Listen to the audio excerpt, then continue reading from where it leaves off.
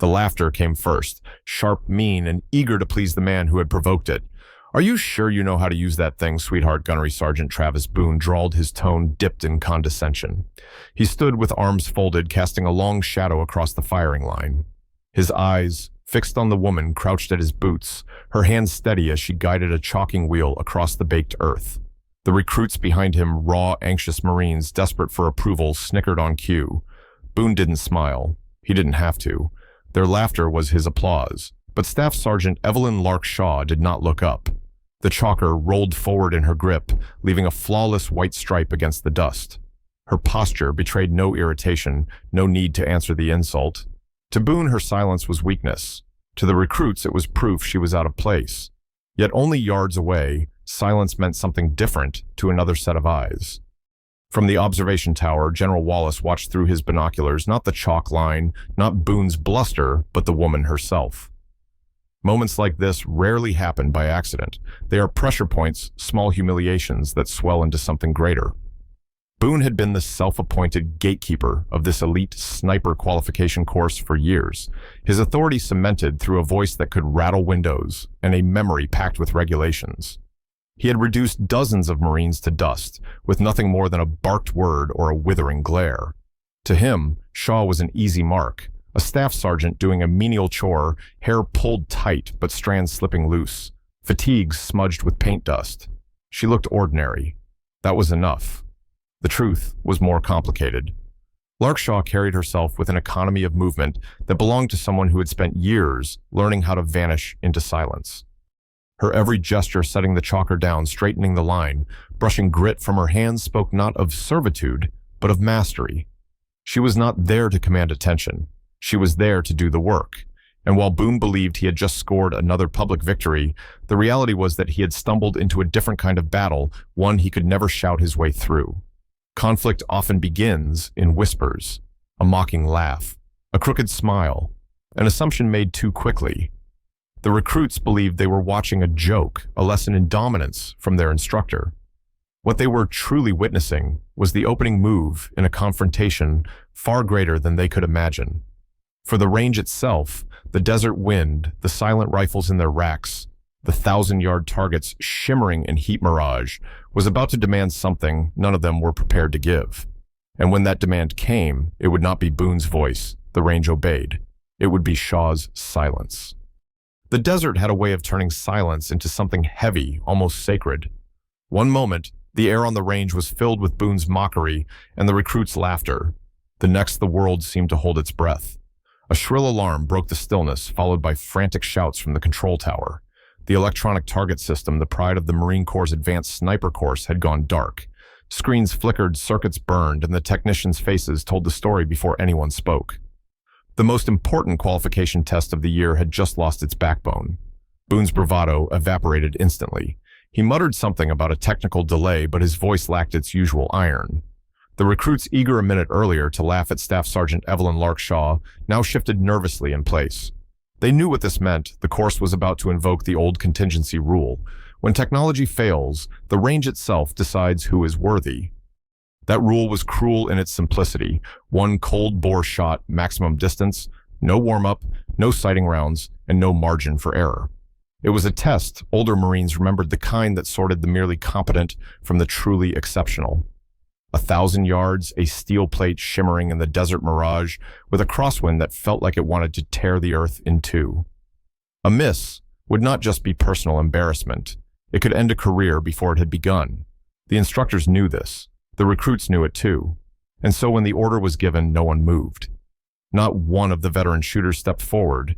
Excuses spilled out quickly: too much wind, unfair conditions, rifles not warmed, visibility compromised.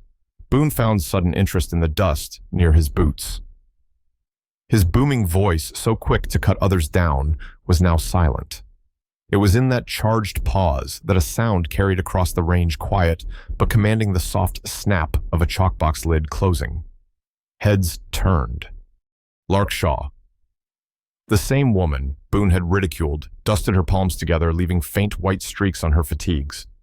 Without hurry, without hesitation, she walked past the frozen line of recruits and instructors toward the firing position. The sight unsettled everyone. Boone forced a scoff, trying to recover his lost authority. "What are you going to do, Sergeant? Paint the target from here?" But his voice cracked under the strain and his words fell flat. Shaw didn't acknowledge him. Her focus was absolute, the same quiet discipline she had shown moments earlier with the chalk line. She knelt by the sniper rifle laid out on its case, a weapon most feared to touch under such impossible conditions. The recruits watched as her hands, steady and precise, moved with the confidence of long habit. She checked the scope, pressed the magazine into place with a satisfying click, and cycled the bolt in one smooth motion. Each action carried the gravity of ritual, a reminder that skill is not in the noise you make, but in the certainty of what you know. The wind howled across the desert, hot and merciless, tugging at her uniform and snapping Boone's cover from his head. To anyone else, it was chaos. To Shaw, it was information. She lay prone cheek against the stock, breathing so evenly that even the storm seemed to pause. The recruits, the instructors, even the general in the tower. They were all watching now, not out of curiosity, but out of something else, the recognition that they were standing on the edge of witnessing history. The impossible test had been called, and Shaw, the woman they had dismissed as a line painter, was the only one willing to answer. The rifle was no stranger to fear, but in the hands of Staff Sergeant Evelyn Lark Shaw, it looked like an old friend. She lowered herself into position as though the ground had been waiting for her. The chaos of the range, the shouting technicians, the nervous recruits, the restless wind seemed to fade into the background. What remained was a woman, a rifle, and a target more than half a mile away. Her body settled into the earth elbows, forming a triangle of stability, cheek pressed lightly against the stock. Every movement carried the unhurried precision of long practice. She wasn't rushing to impress. She wasn't posturing for the crowd. She was doing what she had done 1,000 times before, as natural to her as breathing. The gusts that rattled flags and ripped hats from heads didn't rattle her. Shaw studied the wind, not with instruments, but with instinct. The small twitch of mirage on the horizon, the sting of sand against her jawline, the subtle pressure on her fingertips, these were her guides. The recruits could not see what she saw, but they sensed it. Silence rolled over them, the kind that tightens the chest and stills the breath. Gunnery Sergeant Travis Boone, who had once commanded the range with his booming voice, stood behind her now like a ghost stripped of his authority by the weight of her calm. He tried to mask his unease, but every second she remained silent made his earlier ridicule echo louder in his own ears. Shaw's breathing slowed so even and quiet that those standing closest swore they could hear the rhythm. Inhale, exhale, pause. Her finger found the trigger not with force, but with a gentleness that spoke of control. To anyone watching, the moment stretched impossibly thin, a wire pulled taut between failure and history. Then came the sound, not the roar of defiance, but the sharp, precise crack of a rifle shot. The desert seemed to swallow the echo whole, leaving only the whistle of the wind. For an instant, no one moved. The recruits craned their necks, squinting at the shimmering distance, uncertain whether hope or doubt should take hold. The answer arrived on the radio from the target pit, a voice trembling with disbelief. Impact. Dead center, my God. Dead center. The word struck harder than the bullet itself. A wave of stunned silence followed, heavier than any laughter that had come before. Men who had mocked her now stared as if seeing her for the first time. Boone's jaw slackened, his face drained of color.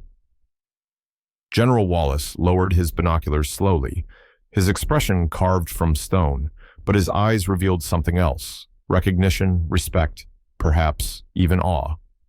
Shaw, for her part, did nothing to claim the moment. She cycled. The bolt cleared the chamber and laid the rifle down with the same calm that had marked every step. No smile, no fist raised, no victory claimed.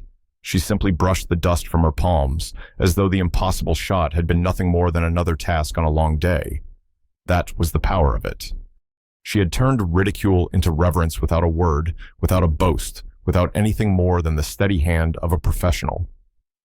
For the recruits, it was unforgettable, the lesson that strength doesn't need to shout. For Boone, it was humiliation made complete. For Wallace, it was confirmation of something far larger than the day's test.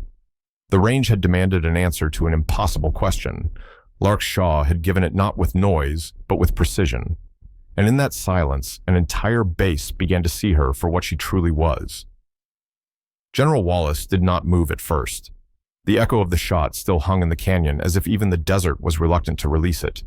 His binoculars lowered slowly, his eyes locked not on the steel plate in the distance, but on Staff Sergeant Evelyn Lark Shaw, who was brushing dust from her palms as though nothing remarkable had happened. The general's gaze shifted to her neck, where the wind had briefly revealed the ink beneath her hairline, a black phoenix rising from fire wings, spread wide, a crosshair etched into its chest. For a moment, the world seemed to tilt. That symbol was not decoration. It was not the work of some base tattoo parlor. It was a mark whispered about in certain circles, an emblem known only to a few who had walked in places most Marines never would. Wallace had seen it once before, years ago, during a classified briefing that had left even him humbled. The Phoenix program, part myth, part nightmare, all legend. The general's boots crunched against the dirt as he descended the tower steps. Every eye on the range followed him. He passed recruits, frozen in disbelief, officers stiff with uncertainty, and instructors who had chosen silence over courage. Even Boone, who moments earlier had mocked Shaw with arrogance, shrank back as Wallace walked past him without a word. The general stopped directly before Shaw. She had already cleared the rifle, laid it back in its case, and was standing at ease, her eyes calm, her expression unreadable. Wallace didn't look at her face. His eyes were still drawn to the mark at her neck, the one that spoke more loudly than any introduction ever could. "Bring me her file," Wallace said, his voice low but carrying across the range like a command from stone. His aide hurried forward, tablet in hand, tapping quickly until the screen filled with classified notations. The general scanned the document, his eyes narrowing, his breath slow. When he looked up, his gaze swept over the assembled Marines before fixing squarely on Boone. Staff Sergeant Evelyn Shaw Wallace began his tone, cold, deliberate.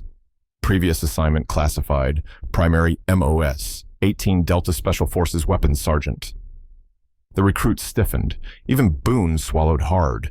Wallace continued, letting the weight of each word settle like a hammer. Further qualifications: lead instructor, U.S. Army Special Operations, Phoenix program. The silence that followed was total. Even the desert wind seemed to pause. For the first time, the recruits understood the scale of what they had witnessed. The Phoenix program was not just another school. It was the crucible of crucibles, a place designed to break the best shooters from every branch of the service. Few had survived its trials, fewer still had graduated, and in 3 decades, only a handful had earned the title of Phoenix. Wallace closed the tablet and spoke with a weight that left no room for doubt. She didn't just graduate. She holds every record. She wrote the doctrine on high-angle and high-wind engagements, the very doctrine you are failing to teach today. His words cut deep, aim not at Shaw, but at Boone, whose face now betrayed a man stripped of every ounce of false authority. Then, in a gesture that stunned everyone, the 3-star general drew himself to rigid attention and raised his hand in a slow, deliberate salute to the woman before him. "Your reputation precedes you, Phoenix. It is an honor." The recruits gasped. Boone lowered his eyes, ashamed. Shaw, as always, gave nothing away. She returned the salute with quiet precision, then let her hand fall. She did not bask in the moment. She did not claim it. She simply stood steady and silent as the legend others whispered about was finally revealed in full daylight. News of that salute spread like wildfire. By sundown, every Marine on base knew the story of the impossible shot, the tattoo, and the general who had honored Staff Sergeant Evelyn Lark Shaw. What began as ridicule had become legend, and in the days that followed, the legend reshaped everything it touched. Gunnery Sergeant Travis Boone, once the loudest voice on the range, appeared the next morning before sunrise, broom in hand. No longer barking orders, he moved quietly down the firing line, sweeping brass casings with deliberate care. Later, he sought Shaw out, not with swagger, but with humility. "Sergeant," he said, eyes lowered. "I was arrogant. Will you teach me?" It wasn't an apology spoken for show. It was a request born of respect. Shaw, true to form, answered only with a nod. The recruits who had laughed at her that first day stopped seeing the chalk line as a joke. They began calling it the Shaw line, a place where arrogance ended and skill was proven. Informal training sessions grew out of it, not in classrooms, but on the dust and heat of forgotten corners of the range. Shaw taught them the fundamentals: breathing wind, patience. But beneath every lesson was something deeper, a creed that competence is quiet, that respect is earned by proof, not noise. Months later, the culture of the base was unrecognizable. The chest-thumping bravado that once filled the air was replaced by something stronger, an unspoken expectation of excellence carried out with humility. And long after her shot, Shaw's example lived on in the actions of every Marine who crossed that white line. For those of us who've worn the uniform, the lesson is clear: the loudest man in the room is rarely the one who carries the most weight. True authority in war or in life comes from discipline proof and silence well kept. If this story moved, you share your thoughts below. Tell us about the quiet professionals you've known. And if you want more stories where humility and skill outlast arrogance, subscribe and stay with us, because these are the lessons worth passing on.